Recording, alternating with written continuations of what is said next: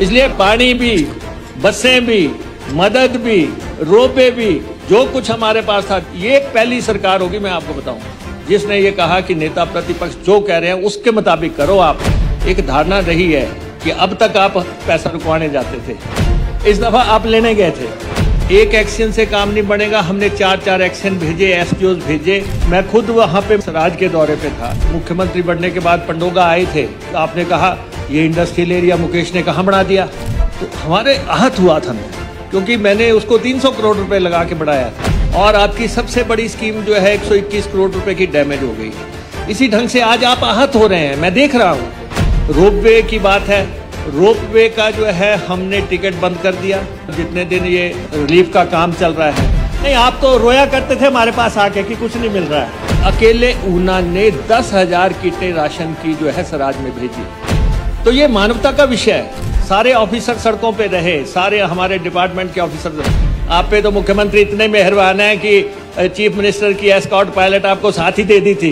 हमने तो आपको कहा था कि नेता प्रतिपक्ष का जो रुतबा है उसको तय कर दो। नेता प्रतिपक्ष जी, जब बात निकली है तो दूर तलक जाएगी। हरोली में मैं देख रहा था, एक नाला बन रहा है 10 करोड़ रुपए की लागत से।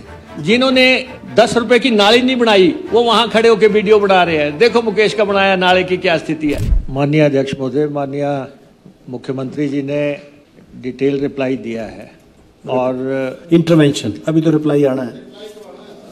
माननीय नेता प्रतिपक्ष की कॉन्स्टिट्यूंसी में नुकसान हुआ है और हैवी नुकसान हुआ है, उससे ये आहत हैं। लेकिन आहत होने का मतलब ये नहीं है कि आप स्वीपिंग स्टेटमेंट दे के सबको लपेट लो।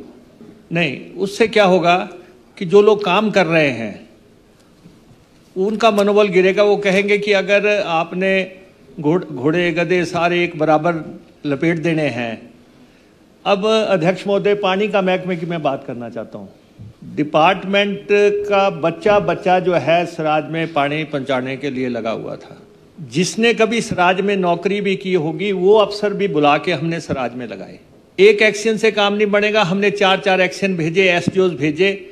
जिन लोगों ने इनकी स्कीमें बनाई थी, 121 करोड़ रुपए की जिन एक्शन एसडीओज ने स्कीमें वो तैयार की थी, उनको भी बुला के वहां पे पहुंचाया कि तुम देखो कि कहां से लाइन निकलती है, नए लोगों को पता नहीं लगेगा।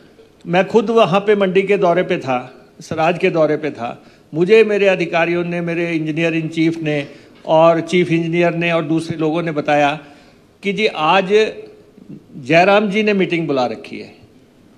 हमने कहा कि आपको हमारे साथ आने की जरूरत नहीं है, आप जयराम जी की मीटिंग में जाओ।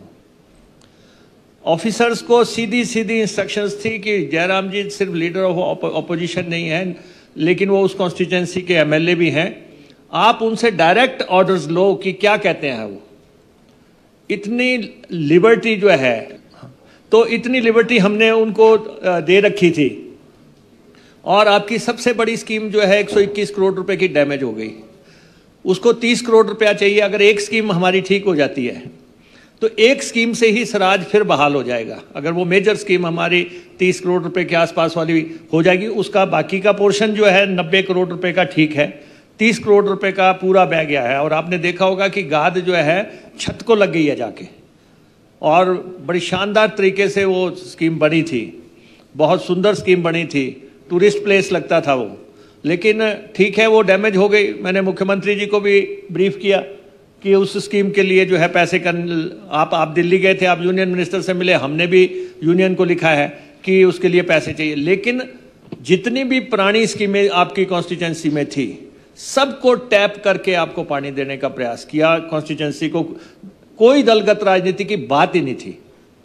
आपके रोपवे की बात है, रोपवे का जो है हमने टिकट बंद कर दिया। हमने कहा सब लोग जो है मुफ्त जाएंगे इसमें, जितने दिन ये यहाँ पे रिलीफ का काम चल रहा है। उस रोपवे में 15,000 लोग गए। हाँ, 15,000 लोग उसमें गए और सारा सामान जितना भी रिलीफ का था सबका मुफ्त लेके गए। और जो लोगों ने वहाँ पे कहा, बसेस हमने जो है आपके वहाँ मिनी बसेस भेजी कि बड़ी बसेस जा नहीं सकती। अब हमारी बसेस वहाँ फंसी हैं, ठीक है, 50 दिन से वहाँ बसेस फंसी हैं। लेकिन इसका मतलब ये नहीं है कि आप उसके लिए हमारे पे कोई आक्षेप लगाओ, जब वो वहां से वो बसें निकल ही नहीं सकती। अब जब तक बस जैसा रास्ता नहीं बनेगा और तब तक जो है उन बसेस को बाहर निकाला ही नहीं जा सकता, इसलिए हमने छोटी बसेस आपके वहां पे प्रोवाइड करवाई हैं। और ठीक है, आपकी कॉन्स्टिट्यूंसी, आपने वहां पे दर्द होता है, हर एमएलए को दर्द होता है, हर एमएलए को दर्द होता है। मुझे भी दर्द हुआ था जब आप मुख्यमंत्री बनने के बाद पंडोगा आए थे, तो आपने कहा ये इंडस्ट्रियल एरिया मुकेश ने कहाँ बना दिया, तो हमारे आहत हुआ था मैं, क्योंकि मैंने उसको 300 करोड़ रुपए लगा के बढ़ाया था। इसी ढंग से आज आप आहत हो रहे हैं, मैं देख रहा हूं। नहीं, आज आप आहत हो रहे हैं क्योंकि आपने जिस ढंग से उसको बनाया था वो बुनियाद हिली है, और बुनियाद बहुत भीषण तरीके से हिली है। और उसको हमने सारा देखा है कि किस ढंग से, एक भी कांग्रेस का आदमी बता दो आप जिसने की कहा हो कि ये आपदा के जिम्मेवार जयराम है। आप बताओ किसने कहा कि आप जिम्मेवार हैं? नहीं, आप ये बताएं।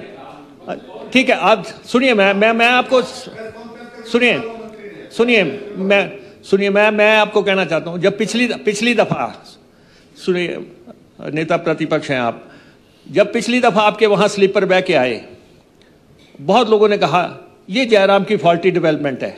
हमने कहा कुछ भी हो, कोई कांग्रेसी नहीं बोलेगा। डेवलपमेंट का उन्होंने अब डेवलपमेंट कराई अपनी कॉन्स्टिट्यूंसी में, मुख्यमंत्री थे, ठीक है, सारी पूंजी आपके हाथ में थी, आप जितना खींच सकते थे आपने लगाई। अगर ज्यादा लालच ना किया होता तो 27-25 सीटों पे आप पहुंच गए थे, हो सकता 35 पे भी पहुंच जाते, अगर इतना लालच सिर्फ एक कॉन्स्टिट्यूंसी का ना करते आप। नहीं नहीं नहीं नहीं, ऐसा ही है। नहीं, आप तो रोया करते थे हमारे पास आके कि कुछ नहीं मिल रहा है। नहीं, तो ऐसा नहीं है, आपने बहुत सुंदर वहां पे आपने स्थितियां बनाई। ठीक है, कॉन्स्टिट्यूंसी, सराज डेवलप हुआ, हिमाचल डेवलप हुआ, हरोली डेवलप हुआ, हिमाचल डेवलप हुआ, कोई और इलाका डेवलप हुआ। हमने जो बिल्डिंगें बनाई थी, हमें कहते थे ये बिल्डिंगें क्यों बनाई? कोरोना काल में उसमें हजारों लोग रहे, उन बिल्डिंगों में लोगों की जान नहीं बची। इसी ढंग से आपने रेस्ट हाउस बनाए, उसमें अभी लोग ठहरे। हमने हमारे IPH के जितने भी रेस्ट हाउस थे सारे उनके लिए खोले हुए थे। लेकिन ये आप देखें कि मैं पोज नहीं करना चाहता मैं, लेकिन ये है कि अकेले ऊना ने 10,000 किटें राशन की जो है सराज में भेजी, अकेले ऊना ने। नेस्ले इंडिया ने 5,000 किटें ऊना से भेजी। बाबा रुद्रू जो धाम है उन्होंने किटें भेजी। हमारी टालीवाल इंडस्ट्री, हमारी जो ट्रक यूनियन है उन्होंने किटें भेजी। और उसके बाद हमारी पंडोगा ट्रक यूनियन है उन्होंने भेजी। 10,000 किटें वहां से गई। ये एक रिश्ता है हमारा एक दूसरे के प्रति। कोई भी कभी कष्ट में हो सकता है, लेकिन आप सिर्फ रिकॉग्नाइज ना करें, किसी को रिकॉग्नाइज ना करें। अब वो एक सरदार है, बेला सरदार जिसको लिखते हैं, बॉबी, आपने तो उसका शेल्टर तड़वा दिया था, यहां पे से IGMC से हटवा दिया था, लेकिन मुसीबत में वो आपके काम आया। आपको 1 करोड़ रुपए से ज्यादा उसने दिया आपके वहां पे, और आपको कहा कि 25-25 हजार रुपए के आप मेरे को कितने केसेस दे दो, मैं सारे जो है उन लोगों को पैसे भेजूंगा। तो ये मानवता का विषय है। सब लोगों ने कोशिश की, गवर्नमेंट से जो हो सकता था वो सब कुछ किया गया। सारे ऑफिसर सड़कों पे रहे, सारे हमारे डिपार्टमेंट के ऑफिसर। अब नुकसान का आकलन ही इतना है। आप दिल्ली गए, MPs को भी साथ ले गए, लेकिन मिला तो कुछ नहीं अभी तक। हमारे पास तो कुछ नहीं आया। हम कह रहे हैं कि, या मुख्यमंत्री जी तो कह रहे थे कि आपने स्वराज के पैकेज की बात की। मैं कहता हूं आप स्वराज को ही दिला दो, आप स्वराज को ही दिला दो। हमें हमारा कम से कम जो है 300 करोड़ रुपए का अकेले पानी का नुकसान आपकी कॉन्स्टिट्यूंसी में हुआ है। 300 करोड़ रुपए का नुकसान है, ये भरपाई नहीं हो सकती। अगर आपको प्रधानमंत्री जी से आपके अच्छे संबंध हैं, आप नेता प्रतिपक्ष हैं, आप MLA भी है उस कॉन्स्टिट्यूंसी के, अगर आप अपनी कॉन्स्टिट्यूंसी को मांगते हैं, हमें कोई हर्ज नहीं है। लेकिन ठीक है, एक धारणा रही है कि अब तक आप पैसा रुकवाने जाते थे, इस दफा आप लेने गए थे। नहीं, ये धारणा रही है, क्योंकि हम भी जाते हैं मिनिस्ट्रीज में मिलने, तो वो हमें क्या कहते हैं कि यार फलां आदमी से बुलवा दो। हम कहते हैं कि नहीं, हमें बोलते हैं, मंत्री लोग बोलते हैं, आपके जो यूनियन मिनिस्टर्स हमें बोलते हैं कि वो बोलते हैं कि हम तो देना चाह रहे हैं लेकिन जो है बवाल हो जाएगा। तो इसलिए जो है आप तो नेता अब यहाँ फैसिलिटीज की बात आ रही थी, आप कह रहे थे कि इसने फाइल रोक दी।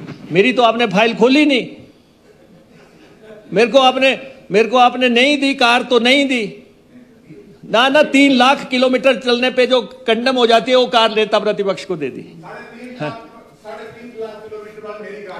नहीं, और आप पे तो मुख्यमंत्री, आपको ऐसा है, आप पे तो मुख्यमंत्री इतने मेहरबान हैं, आप पे तो मुख्यमंत्री इतने मेहरबान हैं कि चीफ मिनिस्टर की एस्कॉर्ट पायलट आपको साथ ही दे दी थी, कोठी भी पहले दिन दे दी थी। मेरे को आपने 2.5 साल के बाद बोला कि आपको कोठी देता हूं। नहीं, दे कहां रहे थे आप? नेता प्रतिपक्ष को कोठी कहां दे रहे थे आप? नेता प्रतिपक्ष को मकान कहां दे रहे थे? चलो ये इस वक्त विषय नहीं है, लेकिन हमने तो आपको कहा था कि नेता प्रतिपक्ष का जो है जो रुतबा है उसको तय कर दो, और मैंने आपको ये कहा था कि आपने नेता प्रतिपक्ष बनना है, आपको भुगतना पड़ेगा। आप मेरे को चाहे ना दो, मुकेश को थोड़ी दे रहे हैं, आप एक इंस्टीट्यूशन को दे रहे हैं, हमें तो पीएन भी नहीं देते थे। तो ऐसी स्थितियां रही। ये तो चलो जो राज में आता है, आज आपका हमारा है, कल आपका था, तो वही ना। इसलिए नहीं, जब नेता प्रतिपक्ष जी जब बात निकली है तो दूर तलक जाएगी, तब वो सारे जख्म जो है हरे हो जाते हैं कि आपने क्या किया। नहीं, हमें कोई जख्म नहीं है, हमारे यहाँ मर्म लगा लो, लेकिन हमारे यहाँ कोई नहीं है। लेकिन ये है कि जो संभव हो सका सरकार ने वहां पे किया है, और जहां पे जाया जा सकता था वहां हम गए हैं। ठीक है, आपकी कॉन्स्टिट्यूएंसी है, आपको नुकसान हुआ है तो ठीक, वो आपको दर्द होना, पीड़ा होना स्वाभाविक है, और हर एमएलए को होगा। जिस एमएलए के, कोई भी प्रोजेक्ट बनाना आसान नहीं है कहने का। अभी हमारे वहां पे हरोली में मैं देख रहा था, एक नाला बन रहा है 10 करोड़ रुपए की लागत से।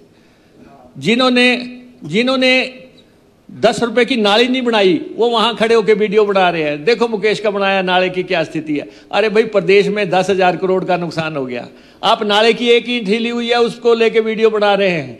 तो ऐसे लोग हैं सोसाइटी में जिन्होंने अपना काम करना है, जिन्होंने यही करना है कि ये नुकसान है। लेकिन एमएलए अपने लिए अट्रैक्ट करता है, अपने लिए कोशिश करता है, हर एमएलए करता है, आपने भी की। और लेकिन मैं आपको ये कह देना चाहता हूं कि पानी के विभाग ने, और आप कह रहे हैं कि टेम्परेरी बनी, लेकिन अभी चलते मानसून में, ऐसे मौसम में आप बताओ परमानेंट कैसे बन जानी है? चलिए प्लीज। तो इसलिए पानी भी, बसें भी, मदद भी, रोपे भी, जो कुछ हमारे पास था, दिन रात हम, और ये एक पहली सरकार होगी मैं आपको बताऊं जिसने ये कहा कि नेता प्रतिपक्ष जो कह रहे हैं उसके मुताबिक करो आप। उनको कोई दिमाग में ये नहीं होना चाहिए कि सरकार ने जो है मेरी कॉन्स्टिट्यूएंसी पे तवज्जो नहीं दी। इसलिए मैं फैक्ट्स जो है स्टेट करना चाहता था।